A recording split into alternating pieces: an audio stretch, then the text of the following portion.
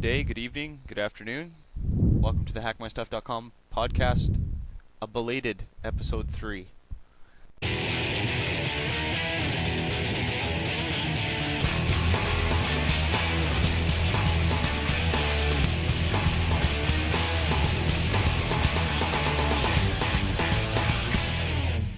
Hey, this is Ryan.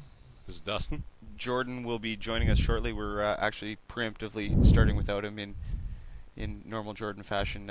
He's running a little behind schedule, so he'll be joining us shortly. In the meantime, we're gonna talk about a couple things that don't really weigh too heavily on Jordan's mind, which is we're gonna cover some FTA news, which really there's not a whole lot to report. Nothing in terms of ECM or anything like that. Everybody's machines should be running absolutely fine. No key changes. The AuditionNet's the only one that are changing keys. Yeah, and even then, I mean, it's been minimal amounts of grief for everyone involved. I've had more trouble with people setting up new systems of late than anything else. Yes. Yeah, pointing dishes and getting all kinds of phone calls, questions, emails about that kind of stuff. We should really hook some people up with some tutorials, Ryan. Well, yeah, both tutorials and if anybody has any questions, I mean, of course, those people that know who myself or Dustin or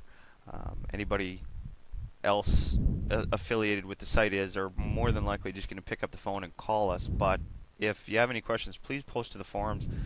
I can't stress it enough. You know, this fellow the other day that was kind of ironic. The guy you were talking about today, Dustin, who also had another member of the forums program his machine. Well, did you sold him the machine? I ordered it for him. Okay, so Dustin orders the machine.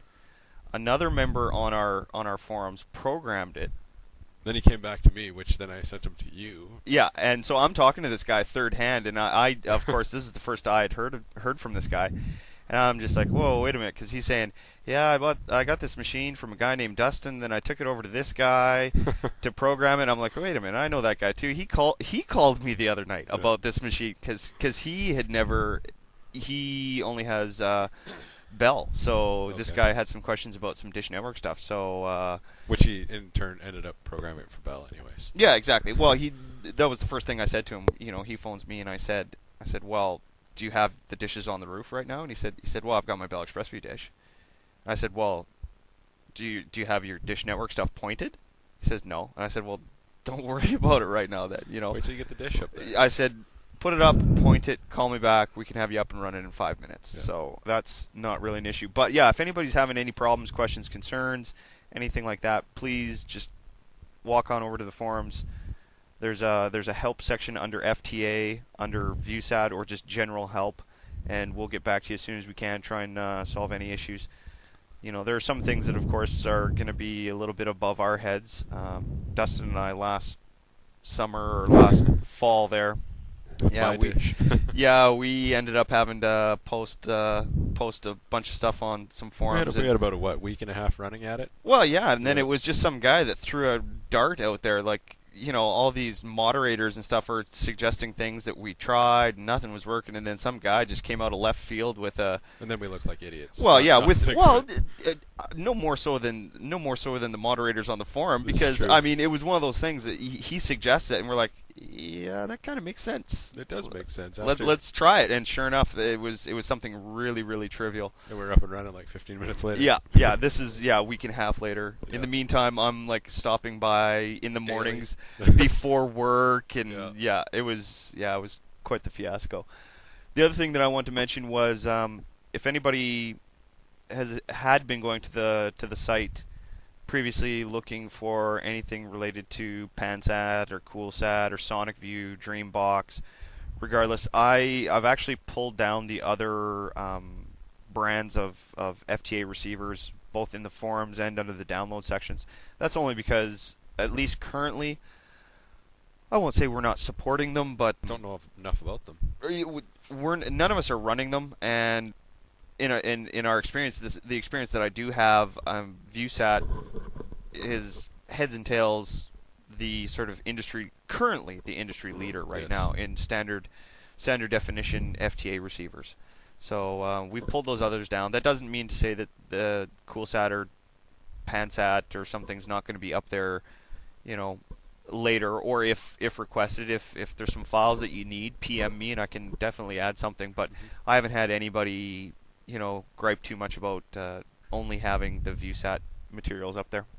So, and that also, in regard to ViewSat and FTA receivers, is the high def stuff. Of course, on the website, we've only got the standard definition ViewSat. We've got the ViewSat Extreme, Ultra, Platinum, and Light that are currently supported. So I personally don't know anyone that's running anything high def. The prices are starting to creep down there. I noticed the other day, I can't even remember what it was, but a buddy of mine phoned me and was asking about high def FTA, and just the day before I'd come across a new brand, absolutely brand new brand. Yeah, and they were marketing it as the cheapest high def FTA on the market right now. I think it was about $380 Canadian. You do have to remember you get what you pay for. Yeah, true enough. I mean, generally speaking, when it comes to electronics, the rule of thumb is you get what you pay for. Generally. But no, I mean there was a bin file for it and the whole bit. So who knows? Maybe this one's going to come out of nowhere. Well, I mean, look at Sonic View. Sonic View a year ago, not a lot of people knew anything about it, and then they last fall, right before the NFL season started, ViewSat came out with the fix for the ECM that had shut everyone down for like a month and a half, and Sonic View were the next ones out of the gate. They had it before PanSat Isn't Sonic View made by... Well, yeah, I don't know if that's official. From what I understand, though, Sonic View is owned by ViewSat as a subsidiary company or manufactured by... I don't know how much weight to put in that. That's just what I've heard. You know how internet rumors and speculations are. Either way you cut it, I mean, they run a good machine, and who knows? Maybe this new box is going to be the cat's pajamas. Maybe. Yeah. Speaking of high def, actually, another rumor. This one isn't so much a rumor, but it helps with a rumor that's been floating about is about the high def stuff switching to MPEG 4. HBO announced this week that they're going to be nothing but MPEG 4 by the end of the year. Really?